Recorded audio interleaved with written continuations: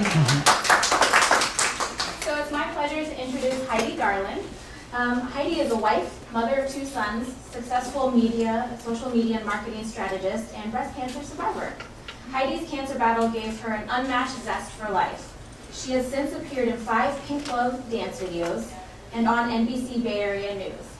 Heidi has been quoted in countless local and national newspaper and magazine articles on the subject of breast cancer and is one of El Camino Hospital's 50 patients, 50 stories.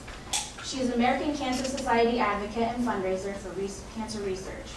She is a 2012 American Cancer Society Making Strides pace setter, and as one of the top 10 fundraisers in Northern California, Heidi is the CEO of Guild West Agency, a San Jose-based marketing firm. I'd like to welcome her to our Cancer Survivor Day. Thanks, Heidi. Well, as Allie said, I'm Heidi Garland, and normally that's always followed by the name of my company. But in this instance, it's followed by something that I'm even more proud of, being a cancer survivor. And, you know, I'll start by just telling you a little bit about me. Wife, mother, favorite husband, 2 sons are there. One of them is filming. My mom and dad are here. Running a successful marketing business, I didn't have time for cancer. I was dashing between meetings, and I got that call that changed my life that said, I hate to do this over the phone, but you have breast cancer. On the fast track to a double mastectomy, I can't look at my husband because he gets all puddly. On the fast track to, doing whatever it took to save my life. And here I am today to celebrate with all of you. Thank you. Now, I recognize some people here in the audience, and if you've never heard those words said to you, you have cancer, it's kind of hard to understand how it feels and what it means. And kind of a story about that, I was seeing a YouTube video recently on Facebook, and it was a group of little boys who have a football team. They decided that there's one special needs boy, and what we're going to do is he's going to score the winning touchdown in the game. And so they all got around. I still don't know how they did it, but they shepherded him into the end zone. The coaches knew nothing about it. It was so wonderful, and he was so excited. They asked the little boys, why did you do this? And one said, well, okay, first of all, it wasn't my idea, but if you've never scored a touchdown, you just don't know what it feels like. And it's the same thing with cancer. If you've never had cancer, you can empathize, you really can, but you just don't know what it feels like. Now, that being said, there are a lot of us here that are survivors. And after my diagnosis, I thought, okay, I'll be a survivor as soon as I'm in remission. Okay, well, remission came, another cancer diagnosis. All right, so we're not going to use that as my benchmark. So I have a great definition, and I'm going to read it. So, a survivor is anyone living with a history of cancer from the moment of diagnosis through the remainder of life. If you've been diagnosed with cancer, you're a survivor. If you've been in remission for 20 years, you're a survivor. If you're an adult who had cancer as a child, you're a survivor. If you've been living with cancer as a chronic disease, you're a survivor. If you're currently in active treatment for cancer, you're a survivor. If you've beaten cancer and have been declared cancer-free, you're a survivor. So, now that everyone knows my definition of survivor, how many survivors do we have in the room? Can you stand up?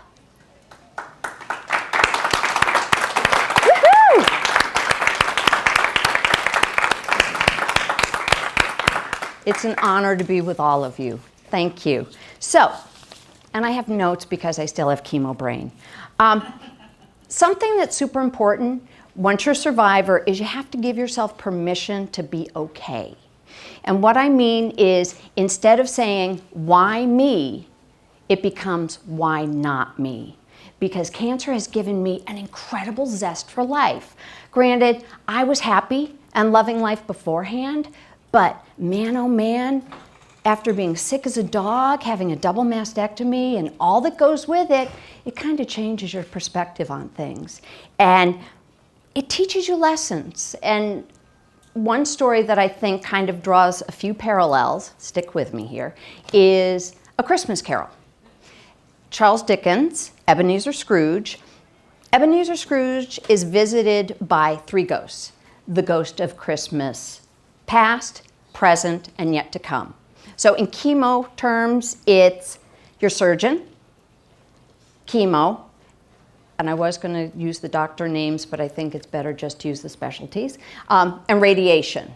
Now, Ebenezer Scrooge, he went through this horrible night, and how many survivors wished it wasn't just one night of cancer treatment? At the end of this night, he has this incredible zest for life, and he's all excited and he's moving forward. Okay, that can be you after cancer. You decide, because to be happy is a choice. And okay, you're in the trenches. You are sick as a dog. At that point in time, it's good just to be content. You don't have to be happy. But it's important to find ways throughout this whole journey to find joy and to help yourself get through every single day. One thing that I used to do was, while I was going through treatment, it was winter. And I'd go outside and I would sit and just let the sun be on my face and just feeling that warmth. Or I'd sit outside and I could smell orange blossoms from my tree. Now, the tree had always been there. But it wasn't until the cancer diagnosis, surgery, treatment, that I really started to fully appreciate it. So now if I'm dashing to a meeting and I'm running into an office building, if I smell flowers, I stop. And my staff knows, oh God, she smells flowers. Okay. Wait. Okay, I can go in again. So, you need these little things. You need the optimism. My incredible general surgeon, Plaucito, he gave me hope. There were no promises going into this, but he said, I am the best surgeon for you. That's all I needed. And then once I got beyond it, again, there's a zest for life. So, things that you can do every day to help yourself kind of be happy. And I don't want to sound like, don't worry, be happy, or the phrase that I hate the most is when someone says, you're stressed, relax. Or, don't worry. Just because someone magically says it, you're going to not worry and not be stressed. So I'm not going to use happy that way, but there are things you can do every single day to help yourself. So first thing in the morning when I wake up, I say 3 things that I'm truly grateful for. And I say it out loud. Granted, today, everybody was asleep, so I whispered loudly. But this morning, it's a beautiful day. The sun is shining. I'm grateful. I'm coming here today to meet some phenomenal survivors. Number 2, I'm grateful. Number 3, there's an incredibly wonderful lady named Louise in New York who made me all my breast cancer jewelry, and she's kind of here with me in my heart for this. I'm grateful. Now, each day, it has to be something new. It has to be something different, though. For many of us, there is that incredible gratitude when your favorite husband brings you that first morning cup of coffee. That one can be your 4th of the day. Okay, another thing that you can do, it takes maybe 2 minutes, is send an email. Tell someone, gee, I'm really grateful because you've done this. Or walk down the hall and see one of your coworkers. Hey, that spreadsheet you were working on, I know you put in a lot of time. That was really great. I really appreciated it. I've been the recipient of such an email. And what happened is my oldest son, his 6th grade teacher, used to send me emails. And it was maybe every couple of weeks. And it always said, oh my goodness, I just love your son. He's wonderful. He did the most amazing thing today. I don't know whether someone was sad at recess and he talked to them. From my vantage point, I was the only person on the planet who was ever receiving those emails. Hindsight being 20/20, I think everyone in the class got them. But it was such a joy to get that. So kind of think about it. Think of someone today who's done something really wonderful for you. You can stop by, you can send a letter, you can write a card, whatever it takes for you to share your joy. Because again, happiness is a choice. And when you share what brings you joy and what makes you happy, you're sharing that with others. Okay, that being said, when you're in the trenches, it's a little bit harder. And at that point, you go from saying, what if, to what next? I think I'm losing one of my microphones, not that that's bad. Now, you may never be healthy on paper, and you have to allow yourself to believe that that's okay. I may never be cured, but I'm well, and I'm happy, and I'm living every single day to the fullest. Attitude is everything. Optimism is very, very important. Be optimistic, and it's amazing how it changes your day. Sorry, kind of going through everything. Okay, now we go to the question that so many cancer patients and survivors ask me, and that is the what if. What if my cancer comes back? What if I can't fight it this time? What if I don't survive? Okay, I hear your fear, but actually, fear really is a good thing, because it's that fear that gets you to call your doctor. I found a lump. It's that fear that you say, gosh, I've got a mole and it's changed color. You're so afraid that the cancer would come back. And I bet even those of you who've never had cancer, you're afraid of getting cancer because of what that scary word represents. Don't be afraid. Embrace life. Live every single day to the fullest, because you don't just survive cancer, you thrive because you've had cancer. Thank you.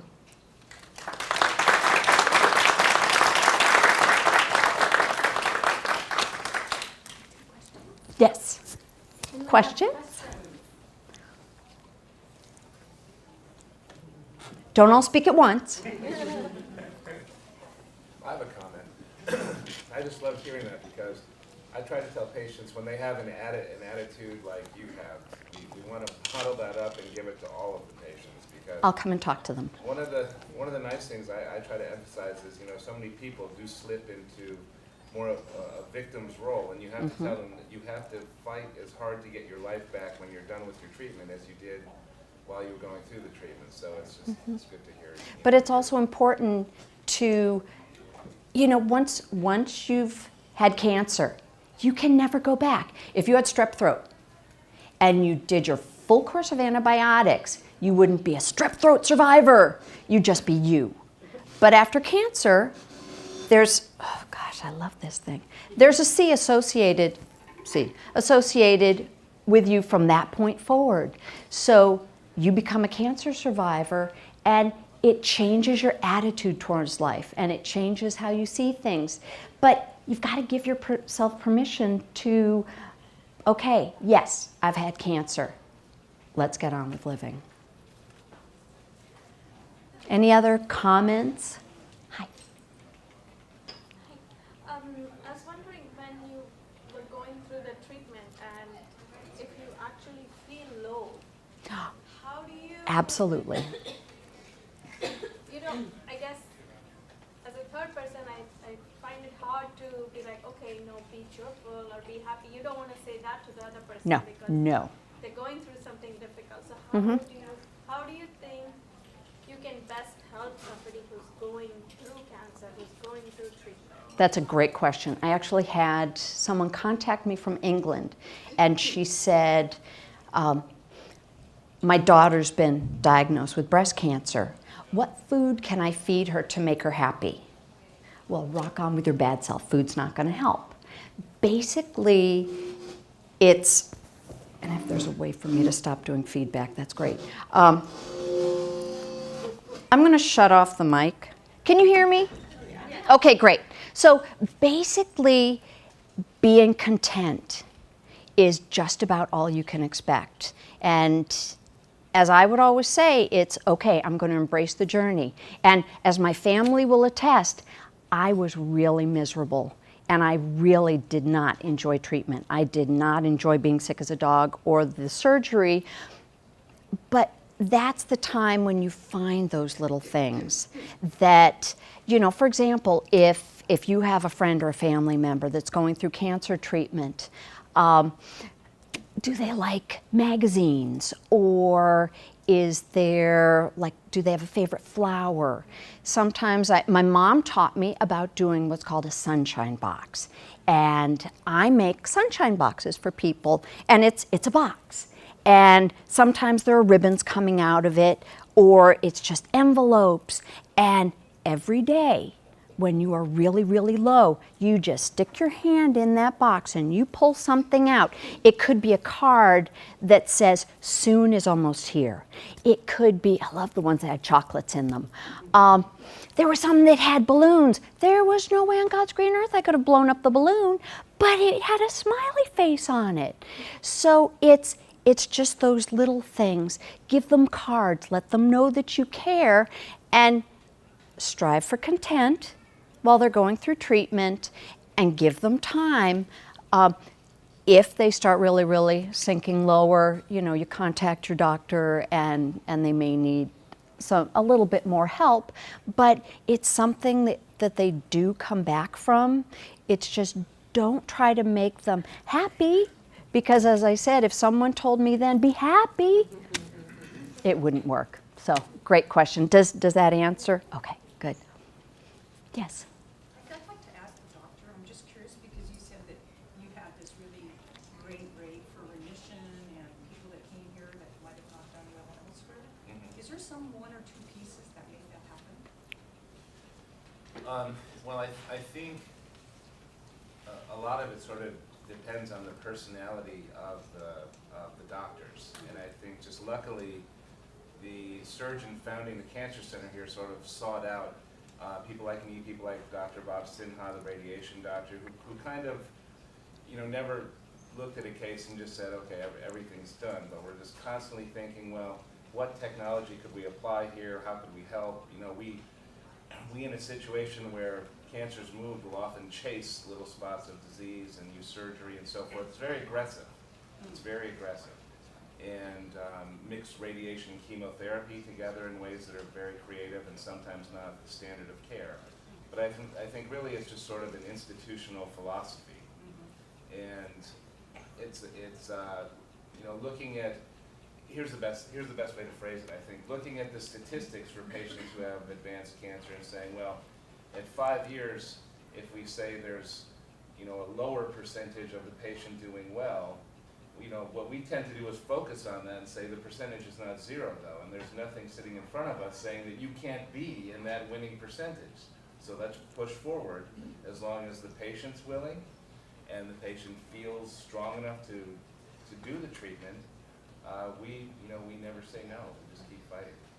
And also, I'd like to add cutting-edge technology, because El Camino is noted for phenomenal technological advancements that they just don't have at other facilities in the area. So if you're a cancer patient being treated here, that's a big bonus. Absolutely. Yeah, one other thing I just thought of, though, and another sort of founding principle for our cancer center is we really wanted to make the center so patient-centric, so that when you came in, you know, when I see patients, and I see some of them here today I'm very close with, you know, we use humor and hugs, affection. Everyone's very warm and hand-holding, and when you come in, you really feel like, you know, you're my only patient of the day. And then when it's passed off to Allie and our nurses and our front staff, I mean, everyone knows you, and it becomes sort of a family. And I always tell patients, I think that the best outcome happens when your heart and your mind and your body are all going in the same direction. And I think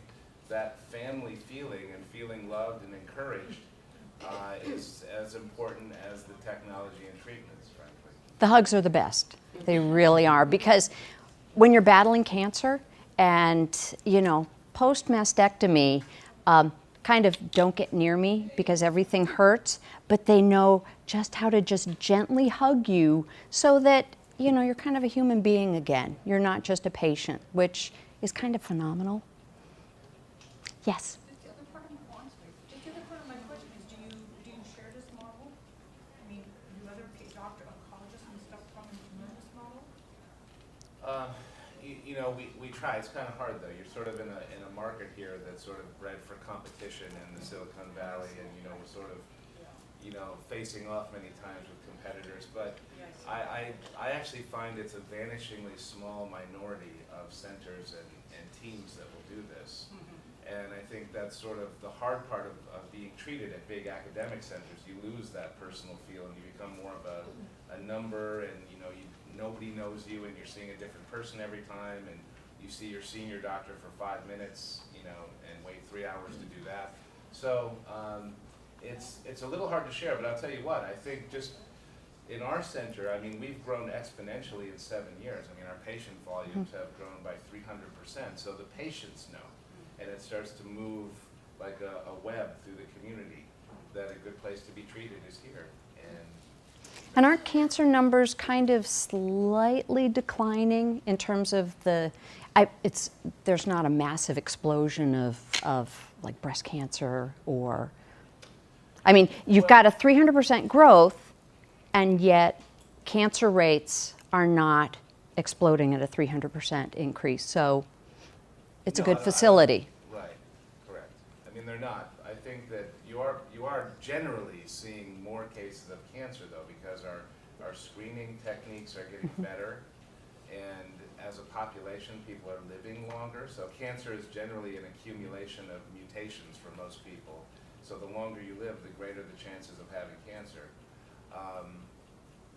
Yeah, so better screening, we're living longer, and Well, back when my parents were little, people died of the measles or they died of the flu. Right. And okay, so people are vaccinated, they're surviving those childhood illnesses, so right. now it's cancer. Exactly. So now we're surviving heart disease so much better, and diabetes, and so there you go.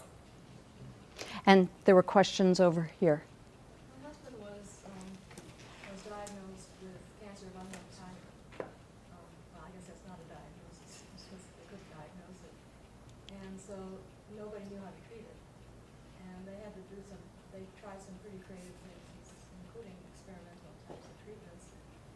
And we had some worries that these treatments would not be covered by medical insurance. And I was wondering if you face that and how you deal with treatments, some of your more creative treatments that may not be. I'm letting you handle this because I am so not a fan of insurance companies. Yeah, I don't want to steal your thunder here. But Oh, basically, please, some this of is the things we important. do, that help. When, especially with a patient with an unknown primary tumor, what we do is we also try to personalize their treatment by actually sending something called molecular or genetic profiling on their tumor cells. So you can actually take the biopsy and do that. Now, not every center is a big fan of doing that, but what I've found is in tricky situations or with rare tumors or tumors where you don't know where the primary tumor is, using the genetic typing, basically it just says, well, if this gene is overexpressed, potentially this chemotherapeutic drug would work, or this newer medication. And even though the test isn't completely accepted by every insurance company, what I found is that when you take that and then get on the phone and generally have a peer-to-peer conversation with the insurance company doctors, you have that as ammunition to say, look, nobody knows how to treat this particular tumor, but I have some data here saying this might help. And I found that about 90% of the time, that does the trick. I think the other thing, though, is, again, having a huge team of people, from a social worker to a nurse practitioner, fighting for the patient, and again, just treating that patient like a family member. So when I get on the phone, you know, I don't just let him say no. I mean, I will keep the guy on the phone and just batter these doctors with the insurance companies until they finally just want to get me off the phone, and half the time say yes. So. But generally, I think a way to counter the insurance companies is with these newer personalized molecular typings and say, look, this could help. Yeah, we did that. You did do that? Yes. Okay, yeah. 2,000 types of cancer and didn't match anything. There's not even close. Well, I think what you're talking about is they were doing a genetic analysis to maybe tell where the primary tumor came from. Or were you doing one that actually told what therapies might help treat No, the it's tumor? perfect timing. Right. So the one I'm talking about actually correlates gene expression with which drugs may be helpful, and then you can go back and use that to get The authorization. doctors did that. Mhm. The doctors did the analysis of what happened. Yeah. Okay. The young lady's question about helping with the attitude of the patient. In addition to the sunshine box, That's my mom. daily cards from Mhm. acquaintances, just get well cards or thinking of you cards. Years ago, we had a friend who had what was thought at that time to be terminal. He was thought to be terminal. And every day I'd send him a card. Hopefully it was a funny one. It could have been just something that said, thinking of you with a kitty on it. And as he began to come out of it, he said he used to skip to the mailbox to see what Gwen had sent him. Mhm. And it's something that helps. Mhm. Something to look forward to, the mail each day with. And it's something you can do so that you feel like you're doing something and you feel like you're helping. And I think there was a question. I just want to make a comment about a little bit about everything. I think that you can have the most sophisticated treatment, equipment. You can be in the most sophisticated hospital, but if you don't have a human contact, a touching smile, Mhm. Mhm. you are lost. And I happen to be in my second week of radiation. Yes. I don't have the music while I'm doing the radiation, but I have the coolest two guys. Yes. Hold my hand, smile at me, and say, "Where are you going today, Lex?" I'm going to climb Machu Picchu. Woo! Of course, I don't have enough time to climb Machu Picchu, so when they take Oh, there's class, time after radiation. and they say to me, "How was the trip?" Halfway, you guys. Let's wait until tomorrow. So every day for 5 weeks, 50 minutes, I'm going to be traveling. So even though you don't have that sophisticated equipment that you can have at Stanford Hospital, you can have the human contact. Mhm. Holding your hand. And it's Mhm. going to help you. I don't know what I mean. Yes, thank you. No, it's true. It really does matter. It's the hugs and the people holding your hand. And that's what sets El Camino apart, is the human touch. And it's, gosh, first time getting a hug from my oncologist was amazing. It really was. And then later, I have one of my mentors. She's 85 years old. She sent me a postcard every month. And she sent me one that is so funny. It was two chihuahuas having a margarita. and because I said to her, as soon as I'm done, I want a mango margarita. Yes. So with extra tequila. And she found a card with two chihuahuas having a margarita. And she said, "We are going to have the margarita." Yes, we will. Yes, yes, you will.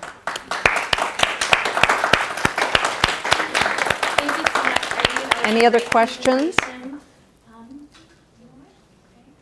Well, I'd like to remind everyone there's a lot of different events to go to. We have master gardeners outside giving presentations, as well as some basketball going on. We can shoot against Dr. Gormady. And Yes. there's a cooking demo by the Cancer Center's registered diet. Yeah. Our registered dietitian, Sarah Schutzberger. Yeah. Okay. All right. Great. Thank you. Thank so you, much. everyone. Appreciate it.